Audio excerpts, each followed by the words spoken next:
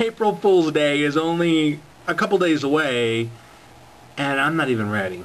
But I want you to be ready, and I want to tell you guys about a hilarious thing that I did a long time ago in a galaxy far, far away when I used to be a children's pastor. Used to be a children's pastor. We had something like 475 kids in our children's ministry. We had a blast with these guys, okay? But what we used to do every Valentine's Day is we had a father-daughter banquet. So we used to buy all kinds of decorations, and we'd have food, and there would be like the guys talking about their daughters, and it was just really cool. All the daughters got a little flowers and stuff. But one Valentine's Day, after the event was over, I found out that I had all these little baggies left over of all these little cutout hearts, the little metallic cutout hearts. It's like confetti. So after we cleaned up, I had these bags, and I thought, you know what I'm going to do? I'm going to play a practical joke on the church secretary. Now, the church secretary, her name was Angela. She was really, really cool, but she was really, really kind of stern.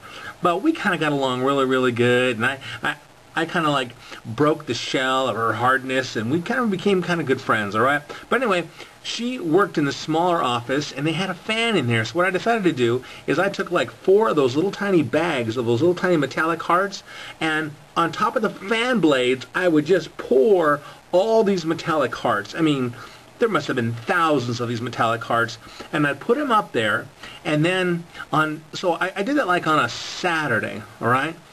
Now, what happened was, I was waiting for her to turn on the fan, but she didn't because it was February and it was still kind of cool.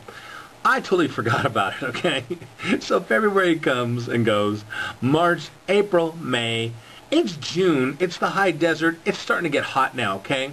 So all of a sudden, I'm at my office down the hall or on the other side of the church, and I'm working away, and all of a sudden, the phone rings, and the church secretary says, "Renee, can I have you in my office immediately?" And I'm like, I wonder what happened. So I walk in there, and there are hearts everywhere. I mean, everywhere. They're on the computer. They're stuck on the ceiling. They're on a filing cabinet on other people's desks. It is like Cupid threw up in this place, okay?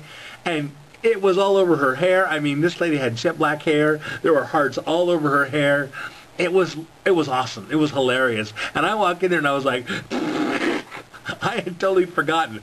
March, April, May, June, 4 months later, my practical joke came to fruition, all right?